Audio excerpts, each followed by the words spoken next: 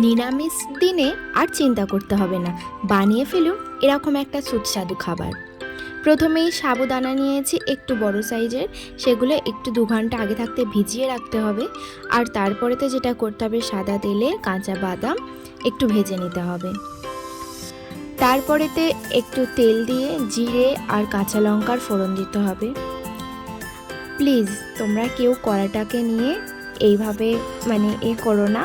তো কড়াটা এরকম হয়ে গেছে, সিলভারটা না খারাপ। তো ছোট ছোট একটু আলু কেটে রেখেছিলাম, সেটা অ্যাড করে দিলাম, একটু ভাজা হতে সময় দেব। তারপরে নুন আর হলুদ দিয়ে স্বাদ মতো ব্যালেন্স হয়ে গেলে এইভাবে একটু ভেজে নেব। আর মাস্ট অফ যেটা দিতে হবে সেটা হলো কারি পাতা। কারি পাতা দিলে তবে ফ্লেভারটা আসবে।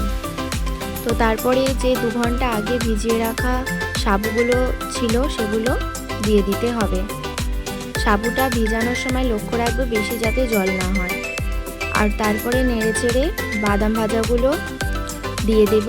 আর তারপরে রেডি সুস্বাদু একটা রেসিপি।